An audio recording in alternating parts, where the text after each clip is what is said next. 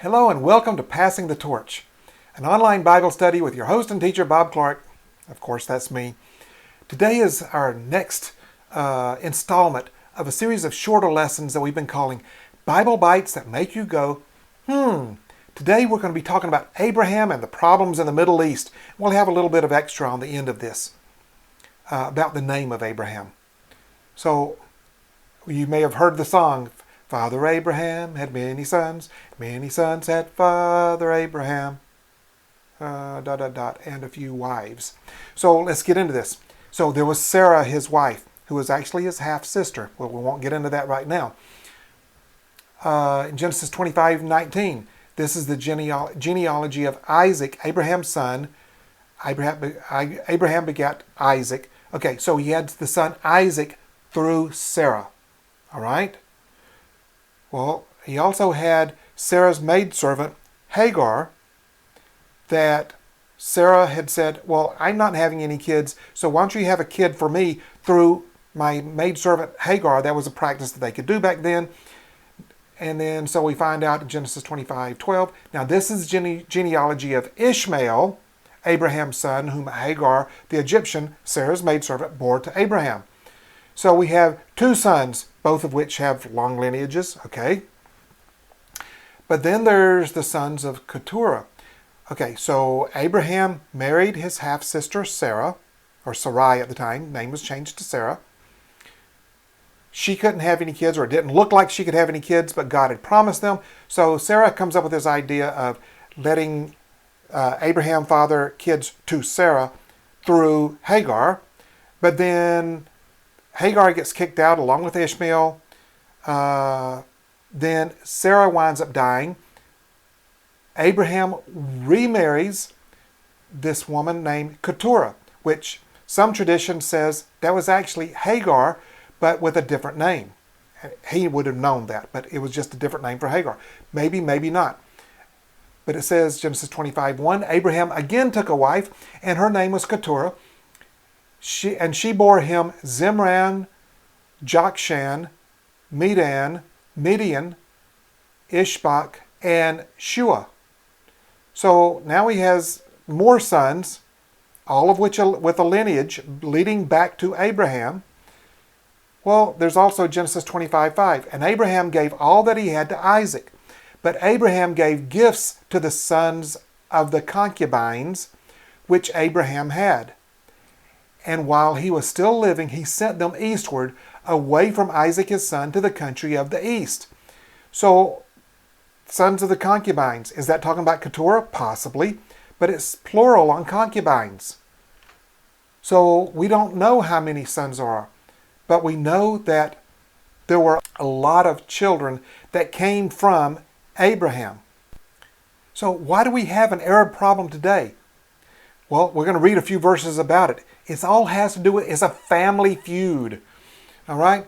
So in Genesis 16, verses 11 and 12, this is when Hagar had run away from Sarah because Sarah had abused her. All right?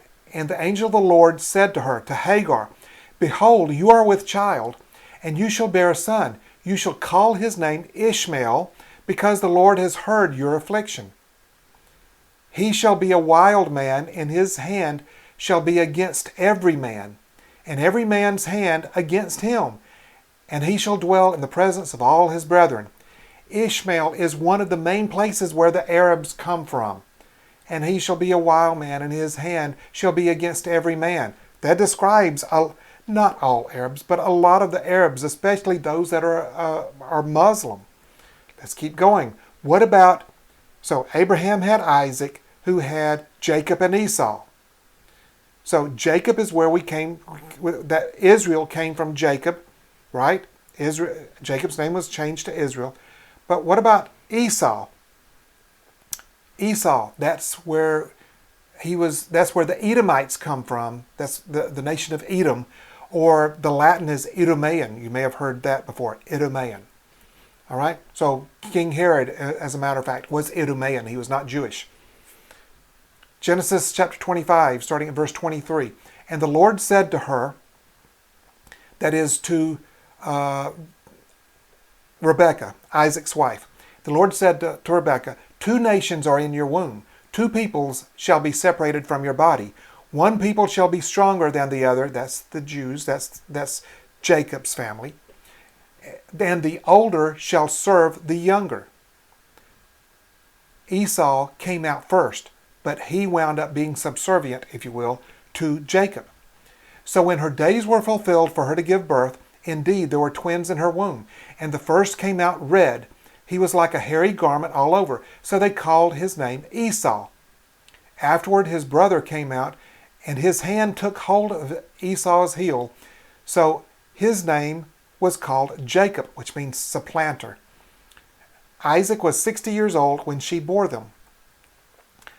Now let's go a little bit further. Now Isaac's close to on his deathbed, and he gives blessings to, was tricked into a blessing on Jacob. All right? Now, when he realized that he'd already give his main blessing to Jacob, Esau comes to him and asks for a blessing. Genesis chapter 27, starting at verse 37. Then Isaac answered and said to Esau, Indeed, I have made him, that is your brother Jacob, your master, and all his brethren I have given to him as servants. With grain and wine I have sustained him. What shall I do now for you, my son? And Esau said to his father, Have you only one blessing, my father? Bless me also, O my father. And Esau lifted up his voice and wept. Then Isaac his father answered and said to him, Behold, your dwelling shall be of the fatness of the earth, and of the dew of heaven from above. By your sword you shall live, and you shall serve your brother. And it shall come to pass, when you become restless, that you will break his yoke from your neck. So Esau hated Jacob. And there is the start of what is known in tradition as the everlasting hatred, the hatred of the Edomites against the Israelites. So all of this stuff having to do with the Middle East. Now, Iran is not Arabs. They are Persians. But most of the other people in the Middle East, the Arabs, the actual proper Arabs, they're children of Abraham. So let's add one more tidbit today. Genesis 17:5. This is God talking to Abram. He says, Neither shall thy name any more be called Abram or Abram, but thy name shall be Abraham or Avraham. For a father of many nations have I made thee. But what's in that name? Okay, so we're going to get into the Hebrew letters today and some of the meaning. The Hebrew letter Aleph means head. Okay? The Hebrew letter Bet, or we would pronounce it Beth, but it's really Bet, means house, as in Bethlehem, house of bread, or Bethel is house of God. So if you put the two together, Aleph Bet or Av means father, or Abba. You've heard Abba. Think of if Ab means father, Abba means daddy. What does that mean? It means the head of the house. Put the two letters together. The letters in Hebrew have meaning. So Aleph Bet, head of the house. The letter He in Hebrew means breath. He, as in, breathing out. Breath or spirit or essence, the essence of something. So by adding the letter He to Ab, we get the word for the essence of the Father, Ahav. What does Ahav mean? It means love. That's the essence of the Father.